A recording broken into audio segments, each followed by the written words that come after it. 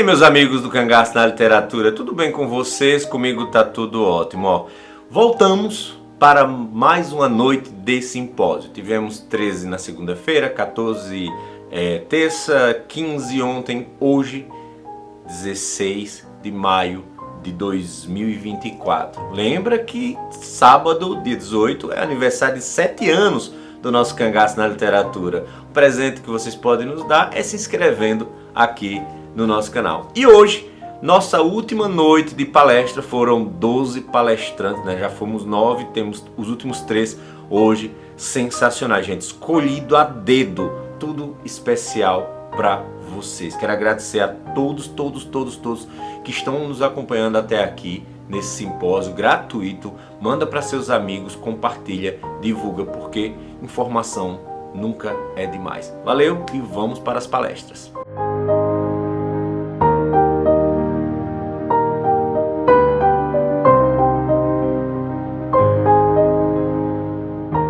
Um abraço a todos e todas que nos assistem no canal Cangaço na Literatura. Inicialmente eu quero parabenizar o meu amigo Robério Santos, escritor, jornalista, mantenedor deste canal e que mais uma vez se compromete com o conhecimento, fazendo mais um simpósio dessa envergadura. Coube-me neste momento falar sobre a publicação de um livro. Robério, com todo o carinho que tem, nos convidou para participar. Para mim é uma honra estar com pessoas desse porte nesse canal, tá? Eu quero dizer que eu sou um admirador do canal Cangaço da Literatura por o material que ele produz para nós. Pode ser até criticado por as pessoas, né, por essa agressividade às vezes, né, Robério?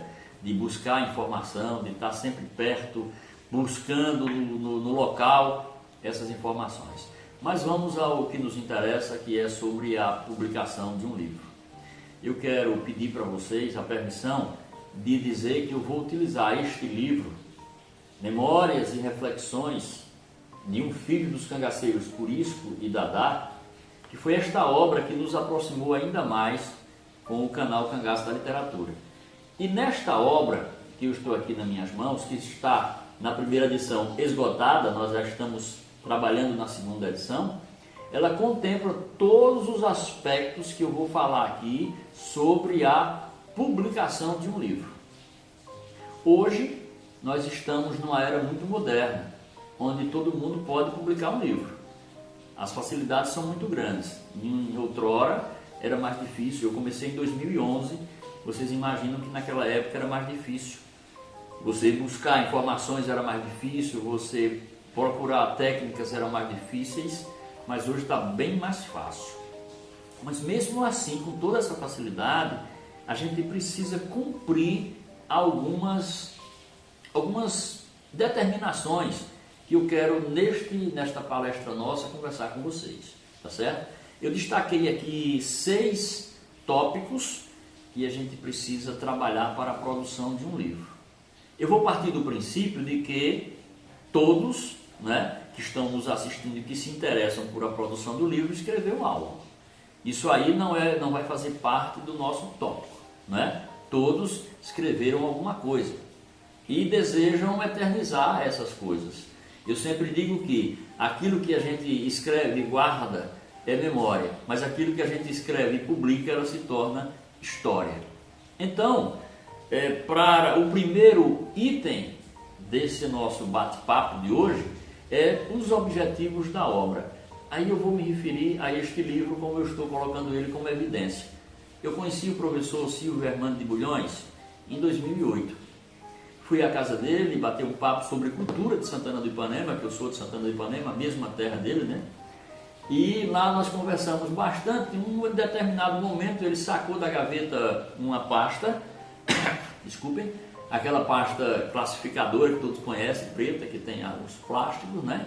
E me mostrou uma série de escritos, alguns já digitados, outros ainda à mão, e dizia: isso aqui é as minhas memórias. Eu dizia: você tem interesse em publicar um livro? Ele dizia: não, eu apenas escrevi isso aqui para os meus familiares. Isso em 2008, eu não tinha ainda pretensão de editora, apesar de já mexer com livros, que nós produzimos 3 livros aqui em coletâneas, ainda antes de ter editora.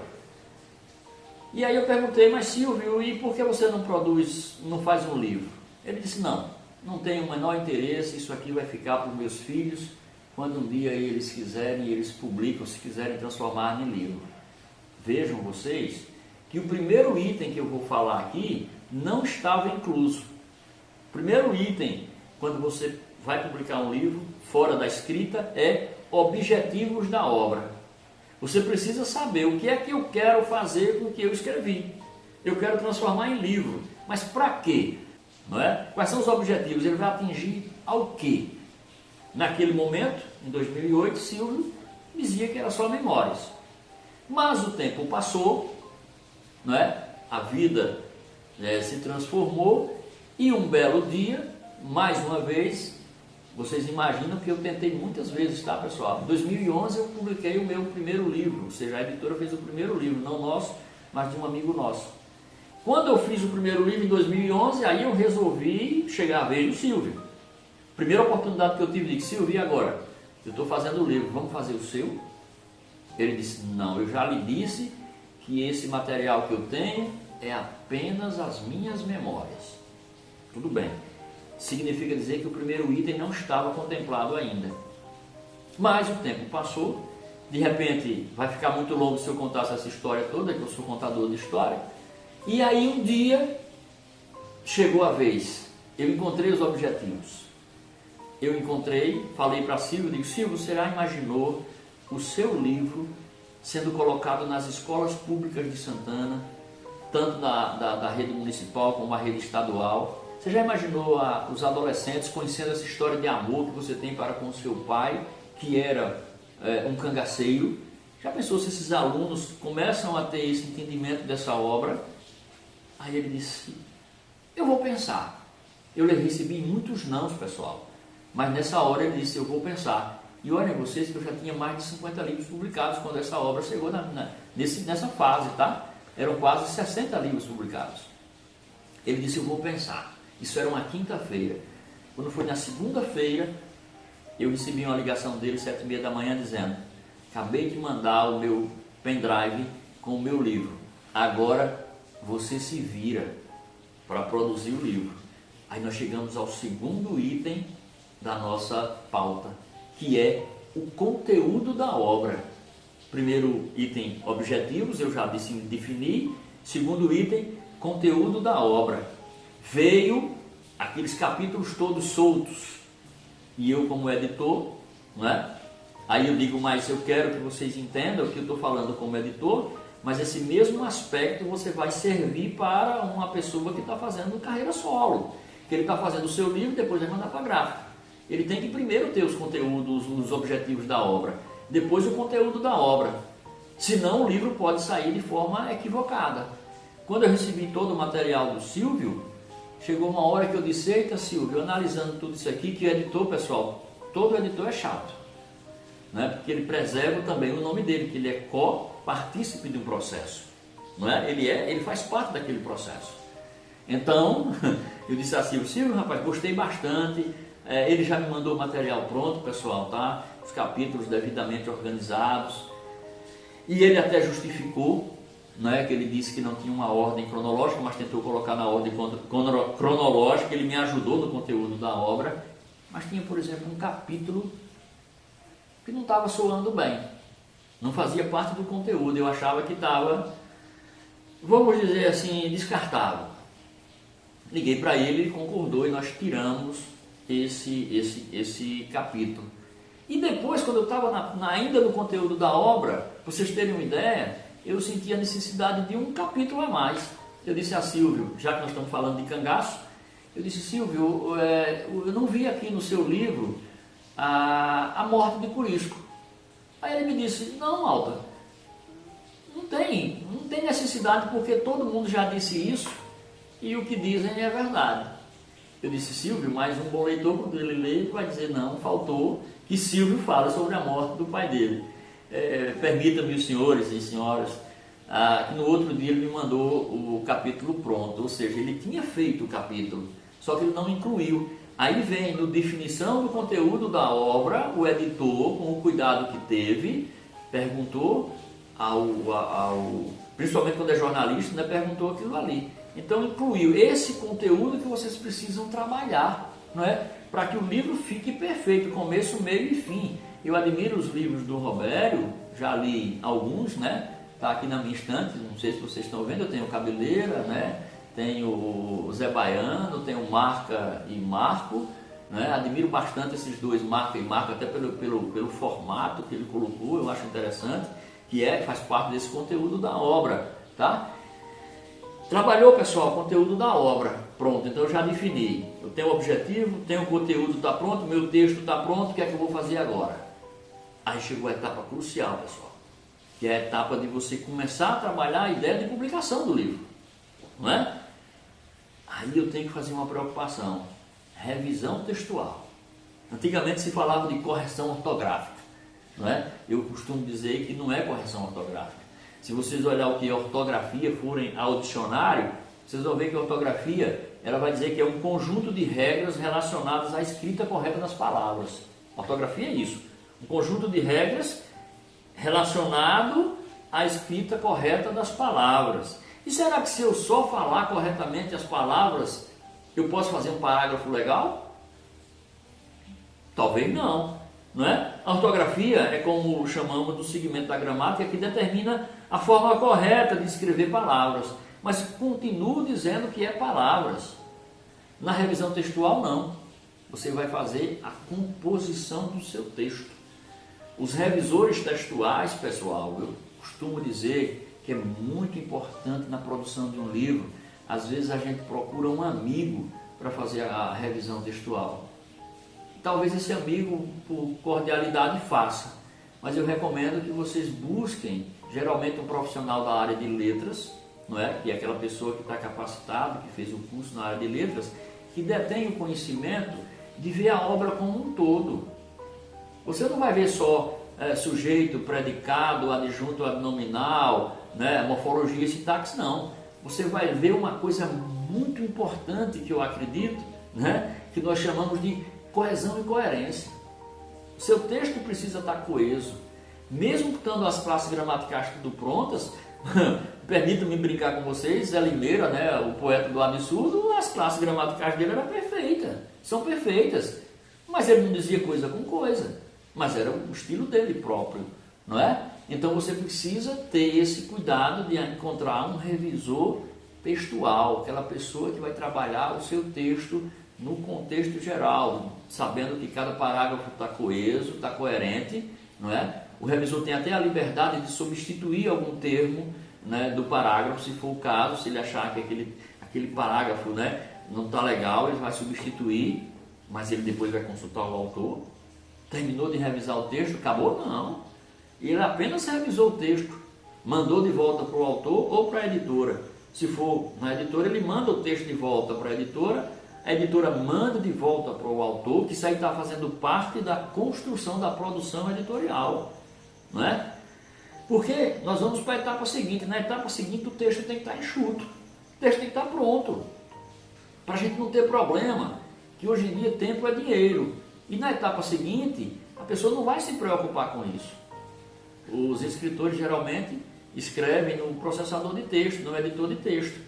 Mas a diagramação, que é a quarta etapa do nosso processo, geralmente não usa isso, né? Eles vão usar um outro software, que é o de edição, que na sua maioria são camadas, que são uma série de coisas que daria uma outra palestra, se a gente quisesse, né, para mostrar como é o processo de diagramação de um livro, né? E nesse processo, o texto o diagramador não vai estar mais preocupado com coesão, com coerência, esse texto não vai estar preocupado não, ele vai simplesmente pegar, importar o arquivo e trabalhar esse texto. Então a revisão textual, pessoal, é importantíssima, porque você vai poupar tempo lá na frente. Para vocês terem uma ideia, eu produzi um livro aqui, Marinheiro de Primeira Viagem, o autor chegou e eu disse: você revisou seu texto? Eu disse: não, mandei professor fulano de tal, que é meu amigo, e ele já olhou o texto e está perfeito. Resultado, o amigo olhou o texto, mas ele não tinha nenhuma responsabilidade sobre o texto. Ele era amigo do autor. Quando você passa para um profissional, esse profissional passa a ter responsabilidade sobre o texto. É o nome dele que está em jogo, não é? Então, ele vai ter a maior preocupação. O trabalho de um livro tem que ser profissional. Então, esse pessoal de revisão de texto vai fazer tudo bonitinho e vai devolver com segurança para você. Esse amigo meu, para vocês terem uma ideia, quando a gente termina nessa parte da correção ortográfica e chega na diagramação e editoração gráfica, você devolve para o cliente o texto praticamente pronto, só para ele trabalhar o texto e você concluir, porque tem uma etapa ainda da diagramação que a gente não falou ainda. A parte do texto é que tem que estar pronta, não é? Então o autor vai olhar isso aqui de novo, tá? O texto ele vai vir e vai olhar de novo. Resultado, se você não faz bem uma correção, você vai estar corrigindo depois no editor. Pessoal, dá um trabalho danado. Dá um trabalho danado, você vai procurar página, parágrafo. Imagine a dificuldade que tem o diagramador de fechar esse arquivo. Então esse trabalho de revisão é perfeito. Chegamos a próximo da quarta fase, é a diagramação e editoração gráfica.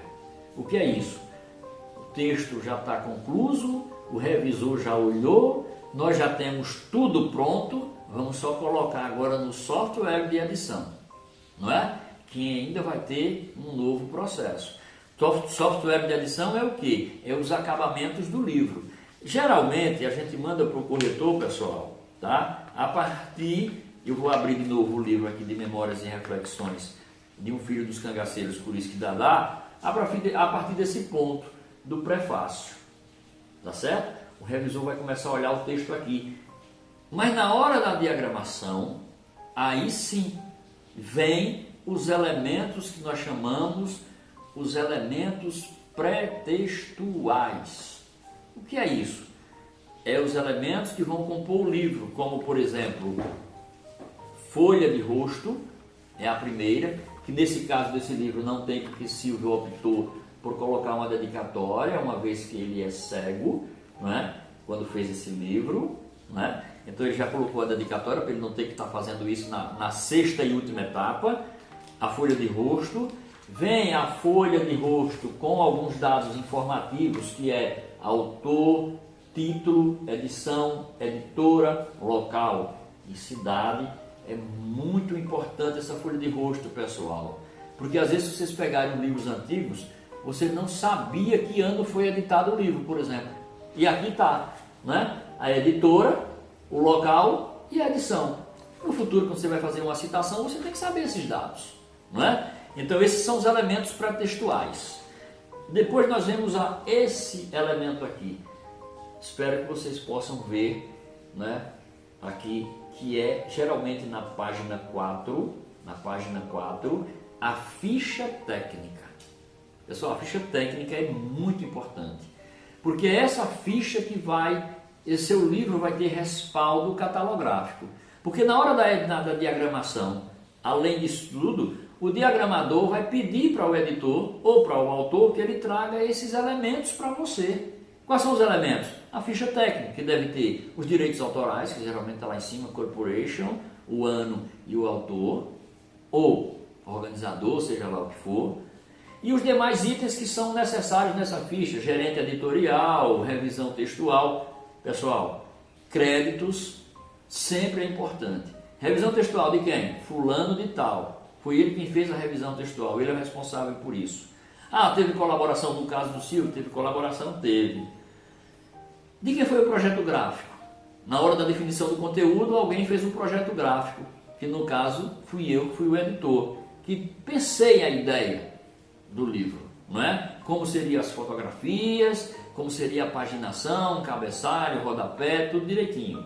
Fotos, é importante que na ficha tenha a colocação das fotos, a capa, isso é salutar, a editora, caso tenha editora, se não tiver, não tem problema, aquelas informações importantes, se é proibido ou não a divulgação, e o acordo ortográfico, eu acho bem interessante que a gente coloque se esse livro está de acordo com as normas técnicas e o último acordo. E uma coisa de suma importância, pessoal, está aqui a ficha catalográfica. No meu caso, como editora, eu utilizo tanto a Câmara Brasileira do Livro como o Sindicato Nacional dos Editores de Livros, ou seja, eu mando o material para lá, eles analisam e me devolvem uma ficha catalográfica, tá certo? Com todos os dados, aí é técnico, eu nem mexo na ficha, eu costumo pegar a ficha que vem lá do sindicato ou da Câmara Brasileira do Livro e colocar no livro, porque tem toda uma norma que a gente precisa colocar. Isso são os elementos pré-textuais. Uma coisa que eu gosto muito, meus amigos, é essa página aqui, a página 5. Eu adoro colocar essa página 5, que a gente chama de epígrafe. E eu tenho uma história bem interessante, que o Roberto vai lembrar. Eu estava na Bienal Internacional do Livro de Alagoas, que tivemos a honra de mediar 2 palestras, né? Uma do Roberto e depois uma outra com o Frederico Pernambucano de Mello. E na hora do autógrafo do Frederico Pernambucano de Mello, do livro Guerreiros do Sol, que está aqui na minha biblioteca aqui ao lado, não sei se vocês estão vendo, ele utilizou a folha da epígrafe, né, para fazer a dedicatória. E até ele brincou comigo: ó, Zé Malco, isso aqui é interessante, né? Eu quero ver a pessoa rasgar essa página. Né? Porque geralmente se você fizer o autógrafo na primeira, que é uma folha de rosto, a pessoa pode rasgar e aproveitar o livro e dar para outra pessoa. Mas está no meio, está na página 5. Então você não vai rasgar, provavelmente, isso aí, para descontrair um pouco, né? Então eu adoro epígrafe. Epígrafe é o quê? É uma citação pequena que o autor vai fazer, e permitam-me dizer a vocês aí a epígrafe do livro do Silvio. Olha como é bonito. Ouso afirmar sem medo de errar que pode existiu ou existirá um Pai com magnitude, em zelo, atenção e amor integral, igual ao meu, mas que o supere jamais. Silvio Bulhões. A epígrafe é um pequeno texto que o autor coloca para abrir os seus textos, né? Depois vem o agradecimento. Pessoal, uma coisa importante, um sumário de um livro. Vocês não imaginam a importância do sumário de um livro. A gente vê muitas obras sem o sumário e o resultado você vai fazer, principalmente se for uma pesquisa, né, que você não encontra mais. Então esses são os elementos pré-textuais que estão dentro do processo de diagramação, que o editor geralmente cobra do autor, não é? E que depois vai estar na editoração gráfica. A editoração gráfica é exatamente isso, né? Você pegar a obra que estava pronta, trabalhar tudo isso aqui e colocar pós-fácil, se for o caso, essas páginas finais, né, que a gente precisa colocar. Por exemplo, eu coloco sempre essa página final, ter o cuidado de selecionar fotos como essas aqui para fechar o livro, né, que a gente preza muito por isso. Então são esses elementos que estão antes e no final de um livro. Chegamos à nossa 4ª fase, finalizamos a nossa 4ª fase do livro, está praticamente pronto. Pessoal, é nessa fase que eu quero chamar bem a atenção para vocês. Nessa fase, que nós estamos aqui ainda produzindo o livro, é a oportunidade que eu tenho de fazer algumas revisões ainda. Tá? Como eu disse a vocês, aquele de 14 provas digitais que nós fizemos, eu mandava para o autor, ele sempre corrigia. Mas eu dizia, ele já dizia: Malta, rapaz, eu já estou até cansado, né, de tanta correção. Eu dizia: não tem nada não, mas vamos concluir. Por quê, pessoal? Porque a fase seguinte é a fase 5, é a fase de impressão da obra. Antigamente você mandava para a gráfica o material e você ainda podia alterar na gráfica. Hoje as gráficas não querem mais isso. Com o advento do PDF, eles já preferem que você mande o PDF fechadinho. Ou seja, o livro tem que ser trabalhado na sua fase, nessas 5 fases, nas 4 fases, ela tem que ter trabalhado, deixar ele bonitinho, para na 5ª fase a impressão chegar simplesmente, a gráfica recebe e coloca nos softwares dele de impressão. Que, pessoal, para vocês terem uma ideia, ainda tem uma coisa a mais. Quando a gente está produzindo um livro nosso aqui, nos nossos editores, é um formato. Quando chega na hora da gráfica, muda tudo. Muda tudo por quê? Porque tem uma preocupação que a gráfica cobra. Elas não vão imprimir, pessoal, numa folha A4.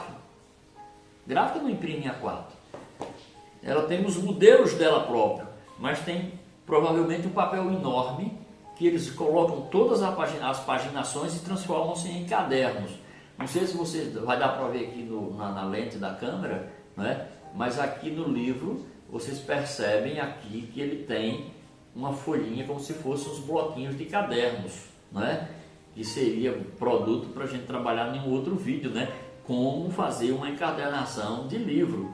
Então eles vão pegar os livros e transformar em múltiplos de 4. Ou seja, uma página 4 nossa são 4 páginas. 1, 2, 3, 4. Então a gráfica transforma tudo isso. O que é que a gráfica faz? Recebe o nosso material, seja meu da editora, seja você como autor independente, transforma nesse material e devolve para você um outro material que você não percebeu essa arrumação, mas você recebeu uma boneca, ou seja, um livro digital com as paginações tudo certinhas. É a fase que tem de correção, tudo direitinho. Finalizou essa parte, beleza, pronto. Aí a gente assina um termo dizendo para a gráfica, pode imprimir. Se daqui em diante tiver algum erro, a responsabilidade é nossa. E nós estamos chegando próximo ao fim, na última fase, que é a 6ª etapa, que é, na 5ª etapa é a impressão da obra, né? Porque você trabalhou tudo direitinho, mandou para lá, é a 5ª etapa, que essa aí é simplesmente a gráfica vai pegar, trabalhar e devolver. E na 6ª etapa, a gente tem o lançamento, a distribuição, a publicidade e as vendas. Nesse caso, nós temos 2 opções. Se você fez com a editora, você vai fazer a opção com a editora nessa 6ª etapa. Se a editora vai trabalhar o lançamento, vai trabalhar a distribuição, vai trabalhar a publicidade e a venda.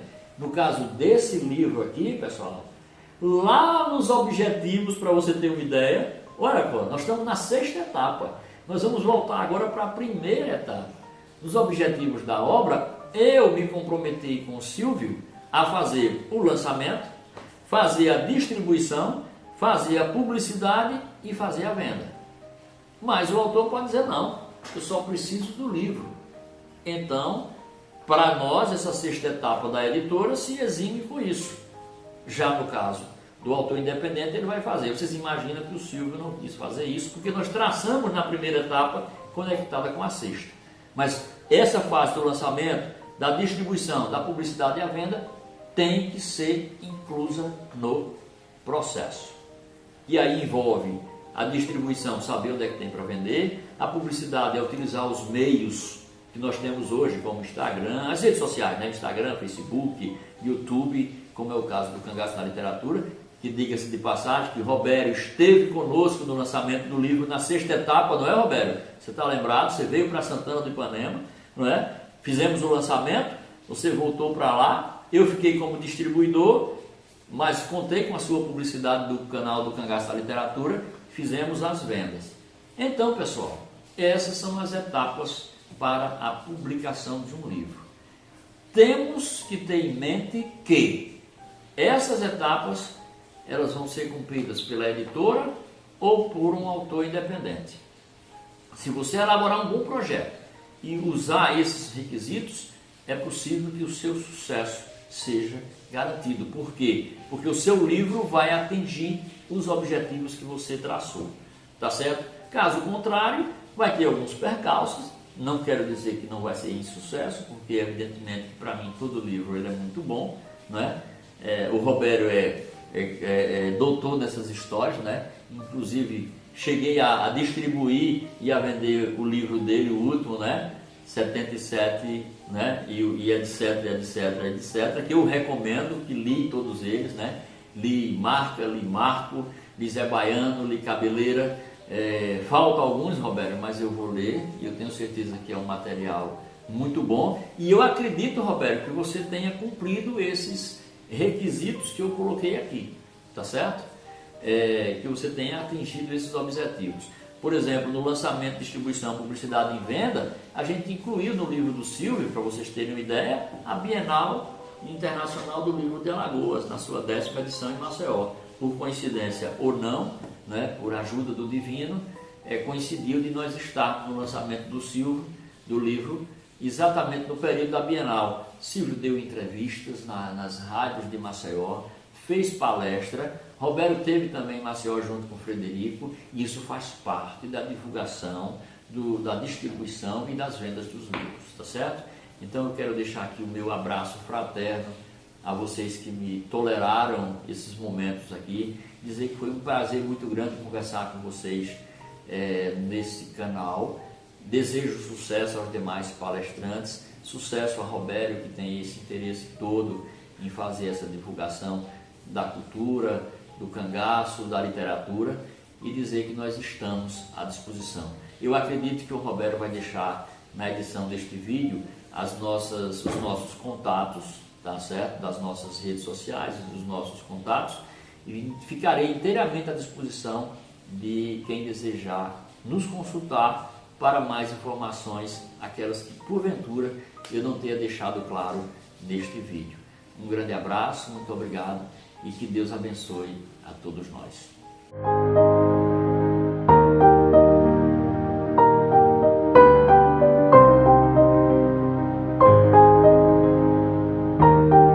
Amigos do segundo simpósio do canal Cangaço na Literatura, como é que vocês estão? Comigo tá tudo ótimo. Eu me chamo Gabriele Dantas, sou estudante de letras da Universidade Federal de Sergipe e estou aqui hoje a convite de Robério Santos para falar um pouco sobre a relação do Volta Seca histórico e do Volta Seca ficcional, idealizado pelo escritor Jorge Amado na sua obra Capitães da Areia. Nesse sentido, meu objetivo é mostrar de que forma o Jorge Amado dialogou com os fatos históricos na sua obra. Antes de começarmos a falar sobre isso, é importante destacar quem foi o Volta Seca histórico. O Volta Seca que fez parte mesmo do grupo de Lampião. O nome dele era Antônio dos Santos. Ele nasceu em 1918 no povoado de Saco Torto, que na época pertencia a Riachuelo, e que hoje pertence a Malhador, no estado de Sergipe. Em seguida, 10 anos depois, em 1928, Volta Seca briga com sua madrasta e ele resolve sair de casa. Ele não se dava bem com ela, brigaram e ele sai de casa. E em seguida, em 1929, em fevereiro mais especificamente, ele encontra o grupo de Lampião. E quando ele encontra o grupo, ele vai com o Lampião, entra para o bando, e no início ele trabalhava lavando os cavalos, cuidando dos cavalos, e só depois ele se torna oficialmente um cangaceiro. Quando ele se torna oficialmente um cangaceiro, o próprio Lampião, o rei do cangaço, dá o apelido a ele de Volta Seca, pelo fato dele ser magrinho, baixinho. E lembrando, pessoal, que o Volta Seca, quando ele entra no cangaço, ele tem 10 anos, já estava perto de completar 11, mas ele entra com 10 anos no grupo de Lampião. Em seguida, lá em 1932, ele é preso na Bahia e ele fica até 1952 na cadeia de Salvador. Então, ele passa 20 anos preso lá em Salvador. E durante esse tempo que ele está preso, mais especificamente em 1937, o Jorge Amado, que é o escritor que vamos falar aqui hoje, publica o seu livro Capitães da Areia, o qual tinha um personagem que se chamava Volta Seca. Então, na sua obra, ele é publicada, nesse ano que eu já falei, em 1937, e o Volta Seca, ele acaba descobrindo sobre essa obra quando ele estava na cadeia, e ele até fala que quando ele saísse, ele faria o escritor engolir o livro porque ele não queria o seu nome em um livro. E ele também fala que ele nunca foi capitão da areia, então ele não gosta muito dessa ideia de ter o seu nome em um livro. E ele até comenta que ele nunca esteve em Salvador, e o livro passa em Salvador. Ele diz que a única vez que ele esteve em Salvador foi quando ele foi preso. Então também é um ponto importante para comprovar, né, que não era o Volta Seca histórico mesmo que estava na obra do Jorge Amado, e sim era uma ficção criada pelo próprio. Depois, pessoal, agora eu quero falar um pouco sobre quem foi o Volta Seca do livro do Jorge Amado. Era um menino, jovem também, assim como o Volta Seca, que entrou no cangaço. Era um menino que morava no Trapiche, abandonado. É importante aqui também falar que ele, na obra do Jorge Amado, ele era afilhado de Lampião. E para ele, Lampião era o ídolo da vida dele, era Lampião. E na obra, ele é um menino que tem um sonho de entrar para o cangaço. E ele acaba entrando no final do livro. Então, o Volta Seca, criado pelo escritor, é aquele Volta Seca revoltado com as autoridades, é o Volta Seca que tem um sonho de entrar pro bando de Lampião, se vingar dos soldados. E também, como o Volta Seca histórico, também era uma criança quando entrou para esse mundo do cangaço. Então, como eu já mostrei aqui um paralelo de quem foi o Volta Seca na obra de Jorge Amado e quem foi o Volta Seca histórico, eu separei aqui, na verdade, 4 semelhanças que eu achei desses dois personagens e 4 diferenças. É importante, é fundamental aqui eu também dizer que tem outros pontos, além dos que eu coloquei aqui. Tem outros pontos de diferença, como também tem outros pontos que são semelhantes, certo? O primeiro ponto de semelhança que eu coloquei entre esses dois personagens foi a questão que os dois não sabiam ler, certo? Até o momento que o Volta Seca histórico ficou no bando de Lampião, ele não sabia ler, certo, pessoal? Então eu peguei aqui um trecho da obra ficcional do escritor Jorge Amado para mostrar que o personagem criado também pelo escritor brasileiro não sabia ler, certo? Vou ler aqui para vocês um trecho da primeira edição, certo? Vamos lá. Volta Seca entrou no trapiche quando a madrugada já ia alta. O cabelo de mulato sertanejo estava revolto. Calçava alpercatas como quando viera da caatinga. O seu rosto sombrio se projetou dentro do casarão.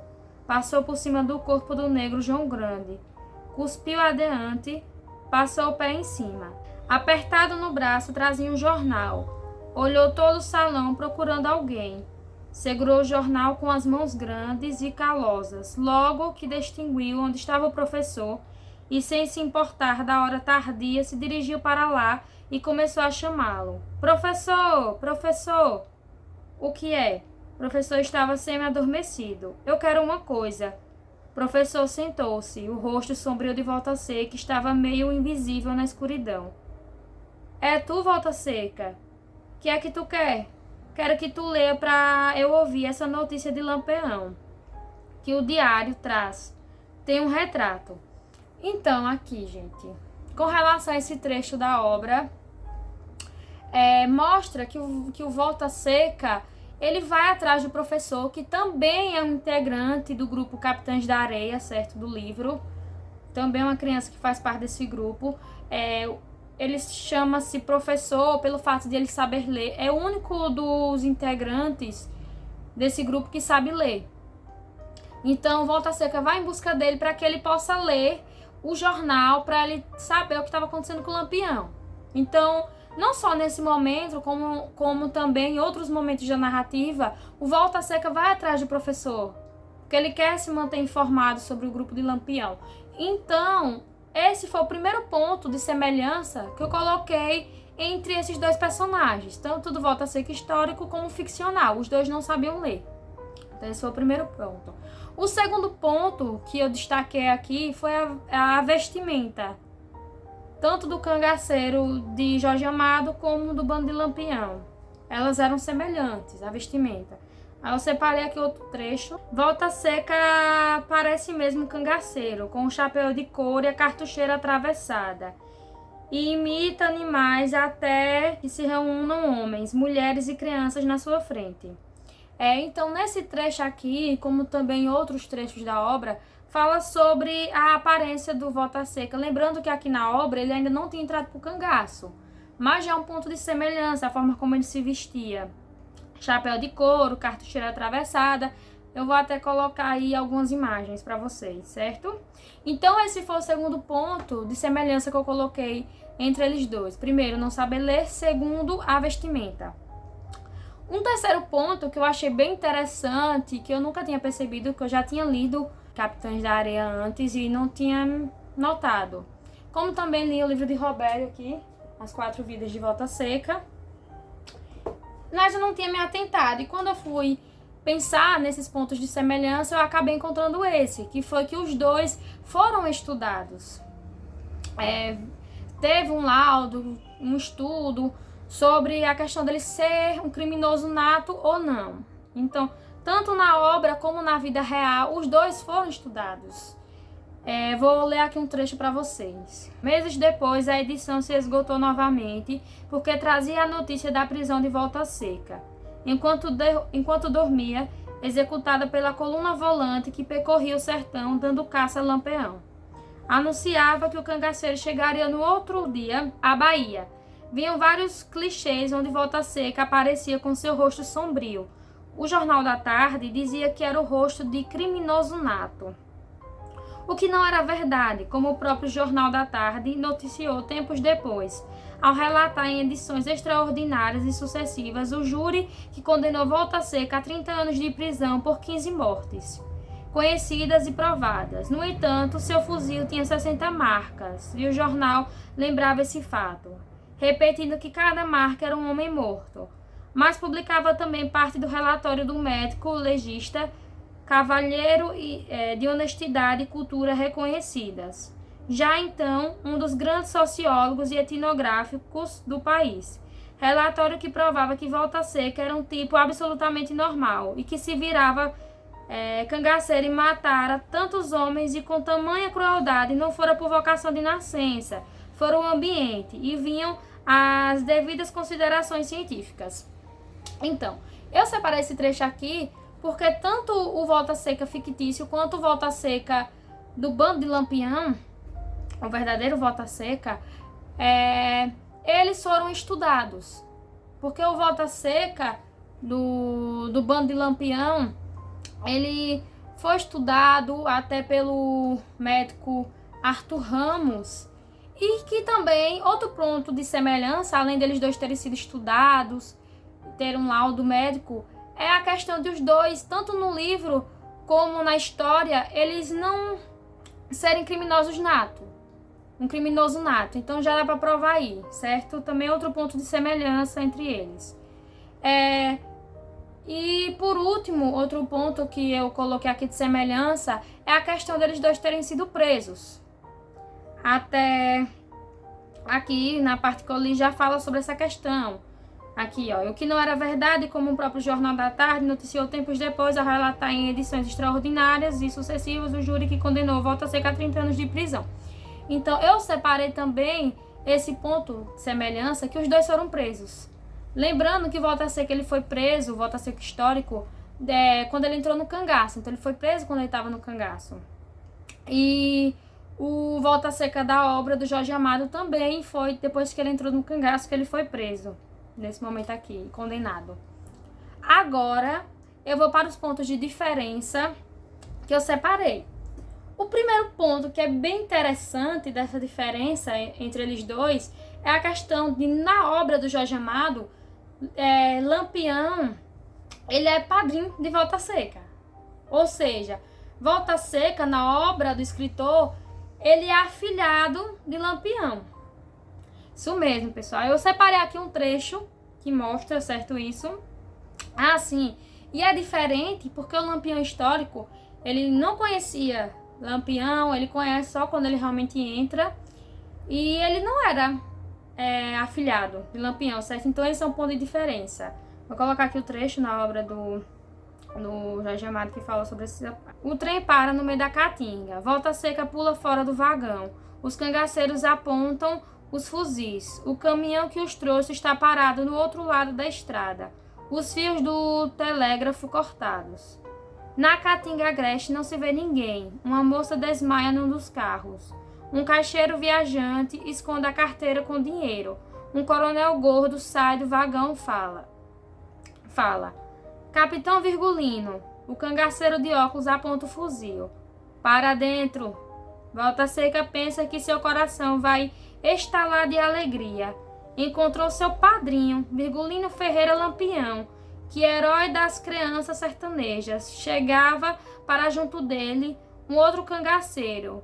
O quer afastar, mas ele disse: meu padrinho, quem é tu? Só Volta Seca, filho de tua comadre. Lampião reconhece, sorri. Os cangaceiros estão entrando no vagão de primeira. Não são muitos, uns 12. Volta Seca pede: meu padrinho, deixa eu ficar com você, me dê um fuzil. Então, nesse momento aí dá pra notar que eles se conhecem e que ele é o padrinho mesmo de Volta Seca. E durante o decorrer da história, Volta Seca comenta muito isso, que ele quer encontrar o padrinho, que ele quer ir pro grupo de Lampião, porque ele é afilhado. E aqui na história fala que a mãe de Volta Seca, ela era Lampião era comadre, né, da mãe de Volta Seca. E o que não é verdade, já que os dois não se conheciam. Então, na história real, né, a verdadeira história do Volta Seca histórico. Então, eu separei esse ponto que eu achei interessante. O segundo ponto que eu coloquei aqui é a forma que eles entram no cangaço, que se difere também, a forma que eles entram no cangaço. Até aqui, essa diferença está nesse trecho que eu acabei de ler. Eu parei aqui, meu padrinho, deixa eu ficar com você, me dê um fuzil. Aí Lampião diz, né? Tu ainda é um menino. Lampião olha com seus óculos escuros. Não sou mais não, já briguei com soldado. Lampião grita: Zé Baiano, dá um fuzil à Volta Seca. Olha o afilhado, tu guarda esta saída. Se o quiser arribar, mete fogo. Então é nesse momento que Volta Seca, o Volta Seca fictício, idealizado pelo escritor, ele entra para o cangaço. É dessa forma, ele reconhecendo o padrinho leva ele para o bando. O que se difere da realidade. Visto que na história do cangaço, o Lampião encontra um Volta Seca na Fazenda Caritá, e é nesse momento que o Lampião leva o Volta Seca, na história real. Agora vamos para o terceiro ponto que eu coloquei aqui, é a questão da idade. Apesar de os dois serem crianças, por assim dizer, tanto na obra do Jorge Amado como também na história, as idades são diferentes. Eles se assemelham pelos dois serem crianças, mas eles se diferem na questão da idade. Uma vez que o Volta Seca histórico ele entra com 10 anos no cangaço, o Volta Seca fictício entra com 16 anos, certo? Eu vou até ler um trechinho aqui que fala um pouco sobre isso. Uma criança de 16 anos no grupo de Lampião. Os tipos das letras dos títulos que encabeçavam a reportagem eram também enormes. É um dos mais temíveis cangaceiros, 35 traços no seu fuzil. Pertenceu aos capitães da areia, a morte de Machadão devido à Volta Seca. Então aqui, como o próprio livro mostra, uma criança de 16 anos no grupo de Lampião. Então essa é uma das diferenças também, a questão da idade. E por último, eu coloquei aqui a questão dos dois terem sido presos, como eu falei anteriormente no ponto de semelhança. Os dois foram condenados à prisão. Porém, o que difere nesse quesito é a questão do tempo. Na história real, o Volta Seca histórico, ele foi condenado a mais de 100 anos de cadeia, porém depois diminuiu para 30 e acabou ficando 20 anos. Eu até comentei no início lá, quando eu falei de Antônio dos Santos, a questão que ele ficou 20 anos preso. Então, essa é uma questão de diferença. Os dois foram presos, mas o tempo muda. O que não era verdade, como o próprio Jornal da Tarde noticiou tempos depois, ao relatar em edições extraordinárias e sucessivas o júri que condenou Volta Seca a 30 anos de prisão. Então, como eu falei, né? Volta Seca, o Volta Seca histórico, ele foi condenado a 20 anos de prisão. Ele ficou 20 anos preso. E aqui, na obra de Jorge Amado, ele foi condenado a 30 anos. Então, esse também é um ponto de diferença. Ficamos por aqui, certo? Nosso vídeo, não posso me estender muito. E eu quero agradecer aqui a todos vocês que estão assistindo. E também quero aqui agradecer a Roberto Santos pela oportunidade, por confiar em mim, por saber que eu gosto muito do livro Capitães da Areia, como também gosto muito da história do Nordeste, que é onde eu nasci, né? Então, um cheiro, agradeço a vocês.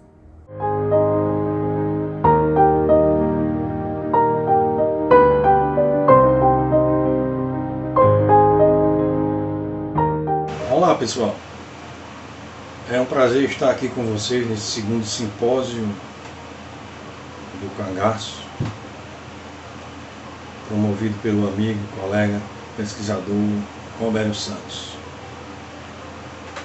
A gente vai trocar aqui algumas palavras, um bate-papo informal sobre alguns livros lançados sobre a temática do cangaço, ainda quando o cangaço era vigente, né, no Nordeste do Brasil. Então foram lançados alguns livros nesse período e a gente vai falar aqui de alguns.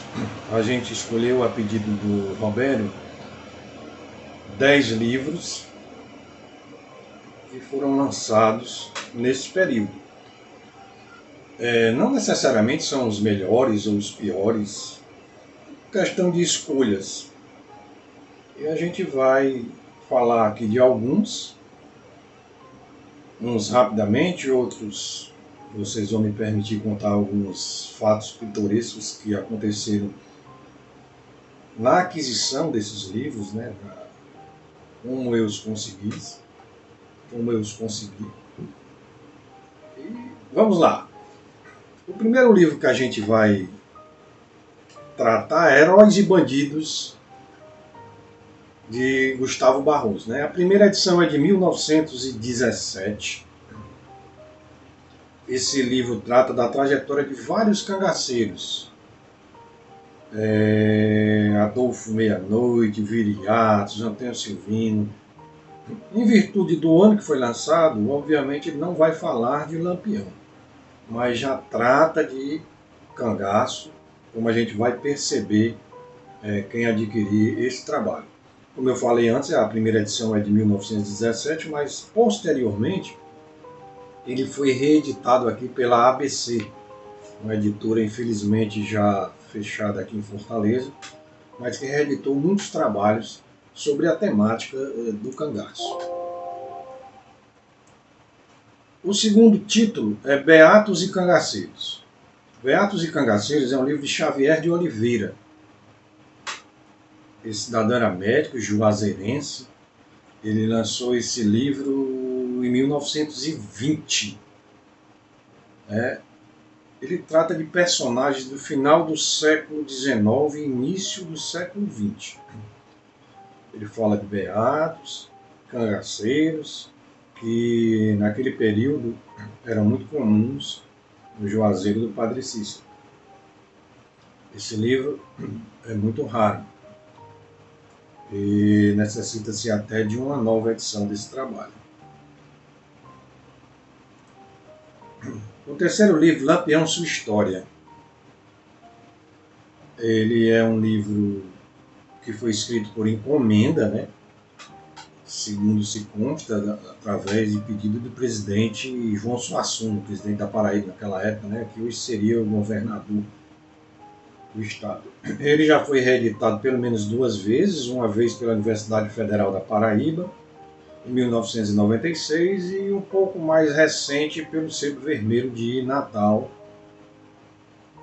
no Rio Grande do Norte.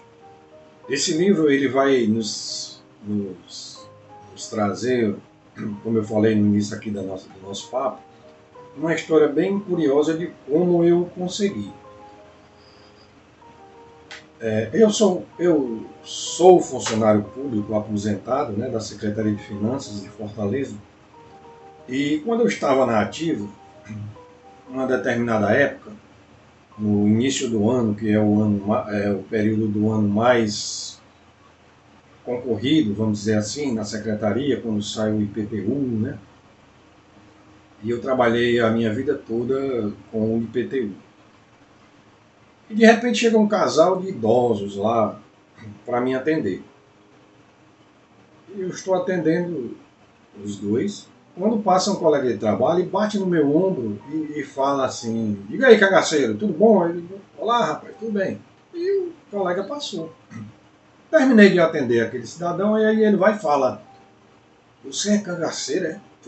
Ele me chama de cangaceiro porque você é valente? Eu digo: não, rapaz, é porque eu gosto dessa temática. Aí fui falar para ele, nessa época eu já pesquisava, já andava no sertão.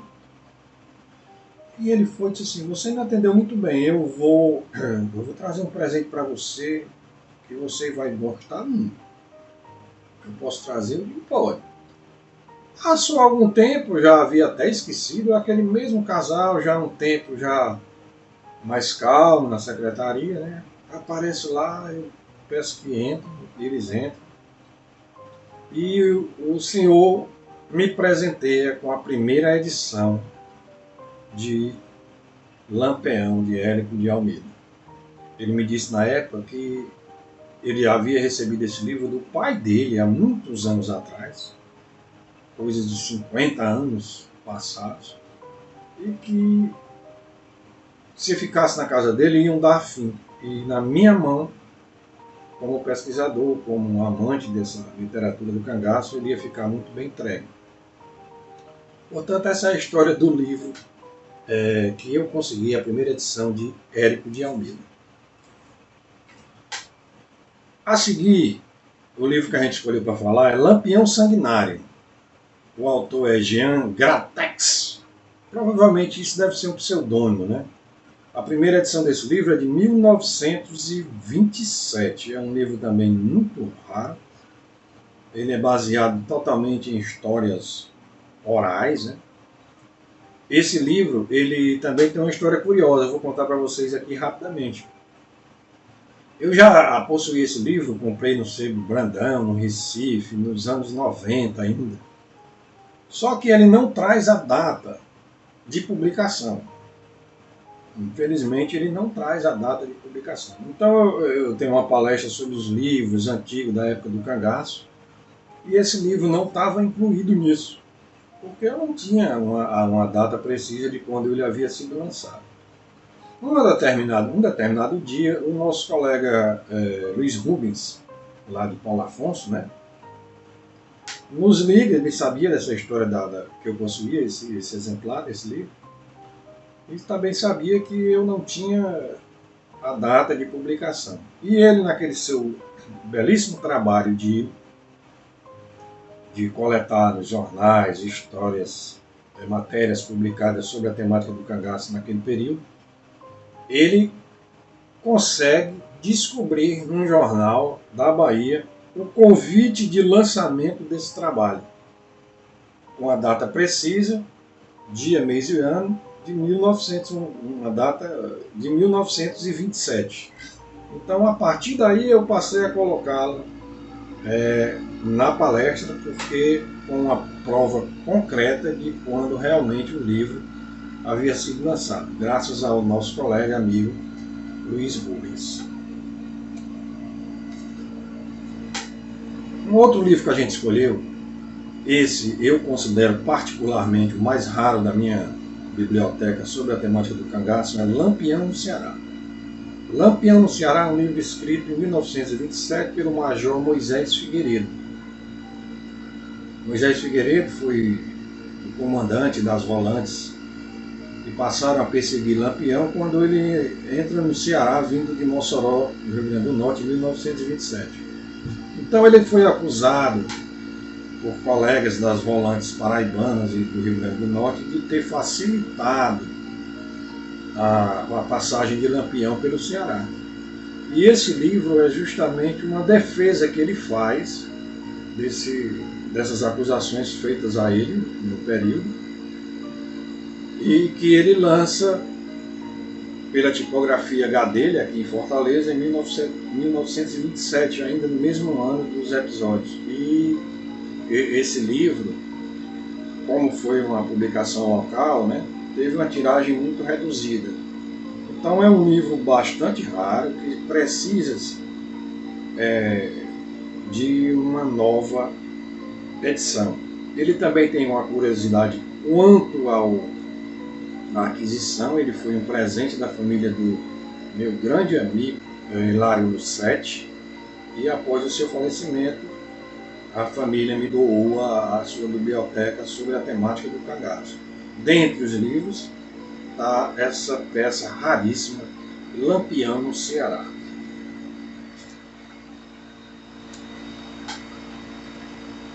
Agora a gente vai falar de Cangaceiros do Nordeste. É uma obra da primeira edição de 1929, que traz fatos envolvendo a família terrível, né? E outros assuntos que, como o próprio nome diz, né, aterrorizou por muito tempo as famílias nordestinas. E o Cangaceiro do Nordeste, do escritor Pedro Batista, com a primeira edição de 1929, já tem novas edições, foi editado uma também pelo Sebo Vermelho em 2011, e é um dos livros também raro que, ainda bem, esse já reeditado com a maior facilidade de aquisição dos interessados. Em 1930, pela Oficina Industrial Gráfica do Rio de Janeiro, é lançado O Tempo de Lampião, do cearense Leonardo Mota, Leota. Né? Era um folclorista que chegou inclusive a abandonar a sua profissão. Ele era um dono do cartório, abandonar entre aspas, né?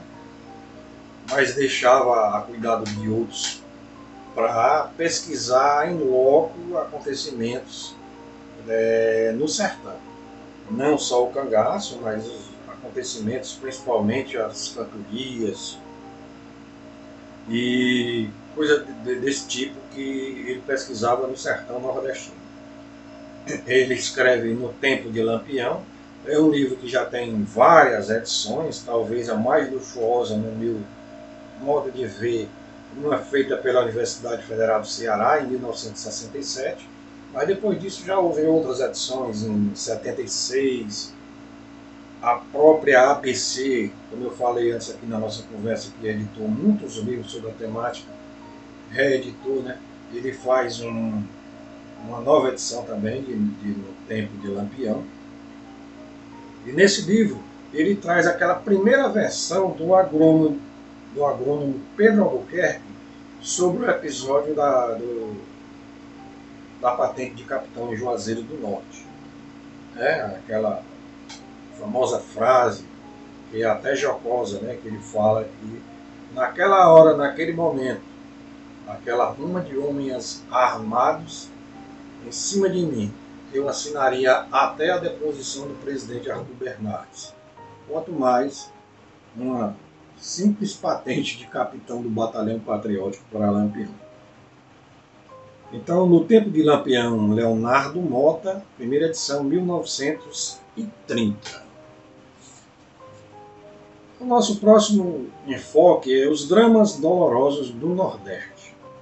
O autor é Pedro Vergne de Abreu, a primeira edição é de 1930, da tipografia Jornal do Comércio, no Rio de Janeiro. É um livro de reportagens, né? Ele fala sobre fatos cometidos, atrocidades, crimes cometidos por Lampião, sobretudo no sertão da Bahia, que o autor colhe em matérias jornalísticas e faz esse livro de denúncia, né? É um livro de denúncia que ele faz ainda com Lampião e o seu bando aterrorizando o nosso Nordeste. Ele traz uma curiosidade, um erro crasso, né, talvez isso pesquisado em jornais, como eu falei para vocês, que ele diz na página 10 que Lampião era um covardíssimo cearense.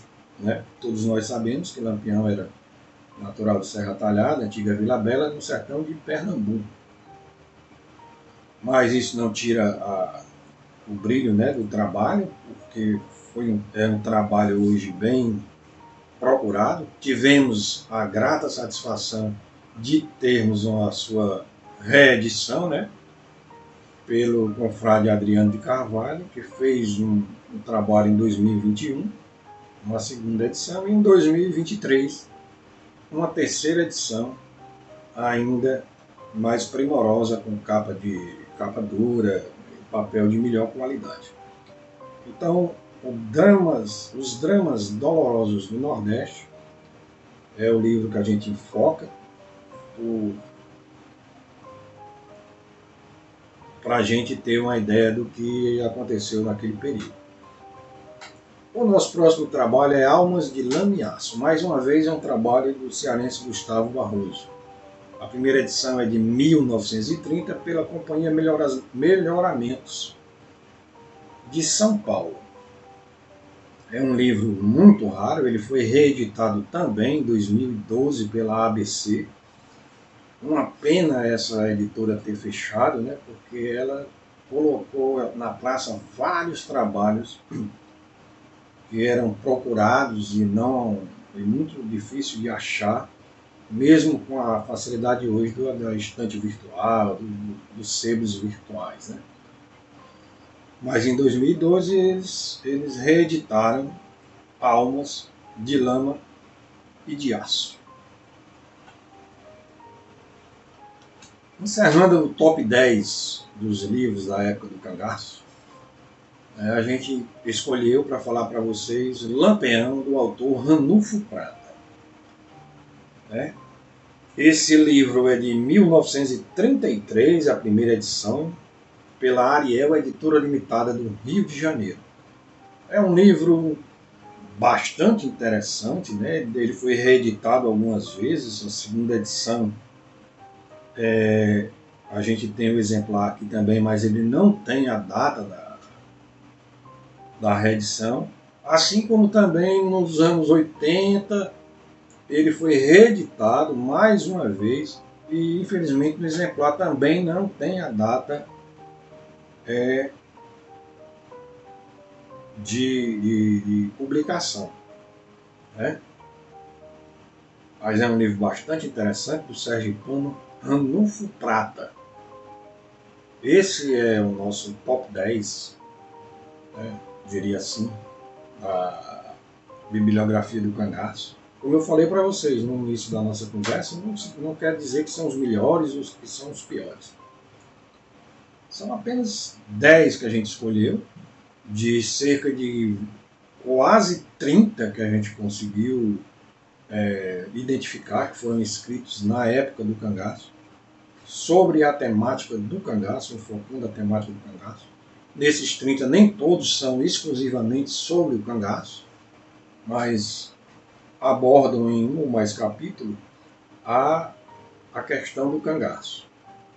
Um assunto bastante palpitante e ainda hoje mexe com a cabeça das pessoas e tem, ainda bem, essa divulgação de grandes canais que fazem essa divulgação da temática do cangaço, que a gente deve se estudar com história, né? História é isso que a gente procura fazer sem fazer apologia a banditismo de forma nenhuma. Mais uma vez eu quero agradecer ao Robério pelo convite de estar aqui com vocês nesse trabalho de divulgar os livros sobre a temática do cangaço. Um prazer e até uma próxima oportunidade. Muito obrigado. E aí, meus queridos, o que é que vocês acharam? Eu achei espetacular. Semana inteira, não tem um melhor que o outro não. Mas hoje nós vamos sortear, olha, Ataíde Brasi, Flávio Colim, com Mulher Diaba no Rastro do Lampião, prefácio meu, um abraço aí para toda a família Trem Fantasma, que nos enviou para sorteio, e também o Tupinanquim do Clevson Viana, tá aqui, ou seja, o kit. Para concorrer, o que é que vocês fazem?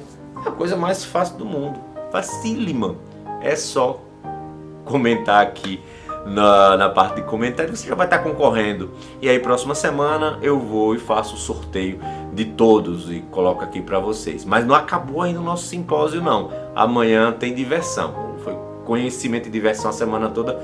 Amanhã é deitar, relaxar e colocar na televisão. Mas só amanhã eu falo o que é. Valeu, tchau. E esse é o nosso Cangaço na Literatura. Gente, sejam sinceros, vocês gostaram? Porque eu amei.